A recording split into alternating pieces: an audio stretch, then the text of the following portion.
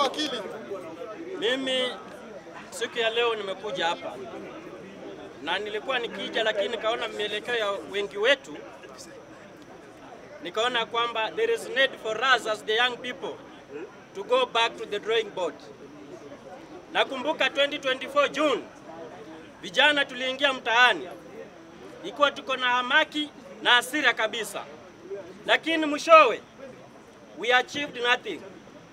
The opposition side saizi ndo waliachieve kitu kubwa sana. Damu yetu ambayo vijana walipoteza hiyo wakati bado inalia. Na kama wewe ni msomi, wakati ambapo unawinda na unapigwa, rudi nyuma na ujipange vizuri. Vijana, my calling to you is that let's go back and register as voters. Tutauawa na hakuna haki ambayo itapatikana. Tutapelekwa kotini, tutakuja huko tuwatetee, lakini mwishowe utakuwa umekufa. Familia yako ndio itakuwa na hasara kubwa mno. Sasa vijana, ile tool ambayo iko kwa constitution ambayo inaweza toa serikali ni moja. Ni ile kura yako. Tusidanganyane. Kura yako ndio itatoa yule kiongozi ambao unaona afanyi kazi. Na vijana ambao wamekuja hapa, kila mtu anasema mimi ukikuza Rikiji, mtu anapiga kelele. Ukikuza serikali, mtu anapiga kelele. Na ukiangalia maisha ambayo tunaishi ni moja tu. Sisi wote tunafanana. Ile ligi ambayo tunatetea iko juu. Wakati ambapo unatetea mtu, jiangalie. Are you equal to that individual? Or how are you benefiting? So far vijana hata kuapply tender ile 30% ambayo iko kwa Procurement Act, ukiapply hauwezi pata. Hata ukuwa na ule mzito wako. Sasa ujiulize, haki yako ya 30 hauwezi ipata, lakini huko kila mara unapigania mkubwa. Jamani vijana, tukiendelea hivi, liberation ambayo tunataka hata 2027 ama 2032 hatutaipata. Wacha tukuja na paketi moja, tujiangalie kama mandugu na masista. Hao viongozi ambao wanatuongoza saizi walikuwa na mwelekeo na wakakaa ndani ya watu, ndio hao sasa wanaongoza wakituambia nyinyi vijana kazi yetu ni kukunywa bangi, ati kazi yetu ni kukunywa pombe. Hiyo ni kweli? Sasa wakati ambapo wanateka advantage ya kutupatia 1000, tukuja hapa tuuane.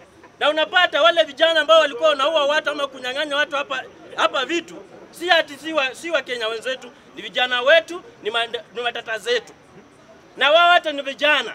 Hiyo inamaanisha kwamba sisi vijana hatuna nyumba yoyote, tuko njaa sisi wote na hatuna mwelekeo. Na mwelekeo iko tu, lakini si wenyewe tumekosa kuifuata. Wewe sasa unakuja hapa unasema fulani atoke. Na nikikuuliza kura hata una. Sasa tutasaidiana aje? Hii mwelekeo nitawapatia mfano mzuri sana ya South Africa. Kiongozi wa South Africa Julius Malema, all over the social media is very influential. But wakati wa kura, yeye hata anapata kura kidogo sana. Hiyo inamaanisha nini? You cannot win an election through the social media. Sawa sawa? Sasa the only tool turudi kwa ground, kama hata una pesa na wewe unataka kuwa kiongozi wa kijana, anza mapema. Wazazi ambao wamama ambao walitulea wakatubeba tumboni miezi 9, wataangalia kijana yangu, wataangalia mtoto wangu msichana. Nilimlea na kijiji itaona kwamba unatosha kuwa kiongozi. Hawataangalia pesa. Sasa sisi tujitayarishe. Na mimi naomba hiyo tarehe 25th of June tuangalie maisha yetu kwanza. Kweli ndugu yetu Albert alikuwa anapigania haki ya hii nchi. Na alikuwa anaangalia kwamba tunataka good governance and leadership. He was against corruption, he was against all sorts of offenses that is against the Public Act. Sasa tuangalie. I will not be heckled with my honorable member, because let me pass my point. I want this country to go in equality way. Si wewe unajeka pale na wanaua ndugu yako, tafadhali. Nikimalizia. Hizo mirengo zote ambazo tumetaja.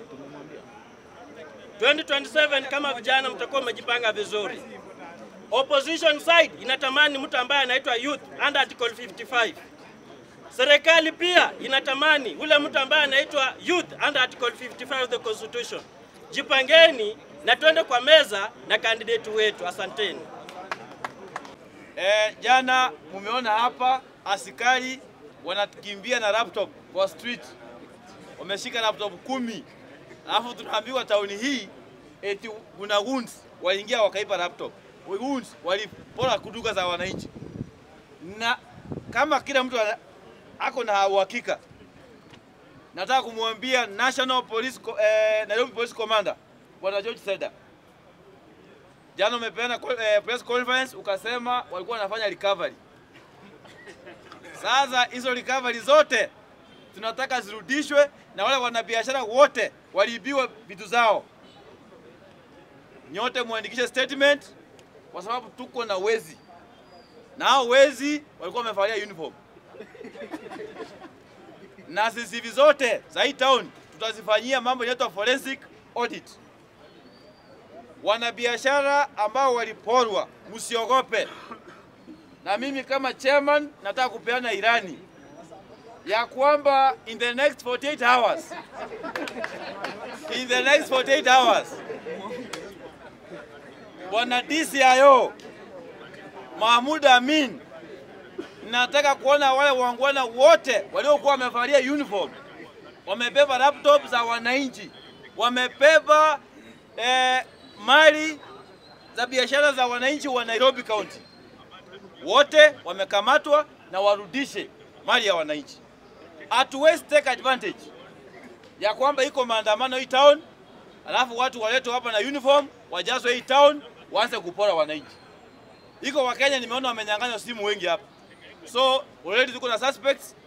Tunataka kuona DCI au wangwana waandikishe statement warudishe mali ya wananchi. Governor wa Nairobi County Mheshimiwa Sakaja, hatukuogopi na tutakwambia ukweli kinagaubaga. Hauwezi pea vijana miti ya jembe, instead watume shambani, unawatuma hapa town kurandaranda. Next time wale vijana watumwa town kurandaranda, hatutacheka na nyinyi. Kwanza next week on Wednesday hapa town tumedeclare kama kuna mtu ataleta mchezo, hata awe nani, hakutakuwa na kucheka na wewe. Na ukishikwa, hata hakuna time ya kuzungumza na wewe, utakuwa unaona mtiririko. So nikiendelea, next week tuko na agenda moja. Agenda ni kukumbuka ndugu zetu waliouawa. Na kwa hiyo agenda iko issues ambazo zitakuwa sorted.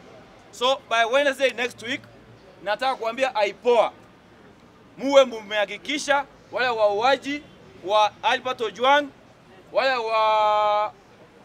wanapiga watu risasi hapa wakiongozwa na Kiprono, wote washafungwa, wengine hata wako kamiti.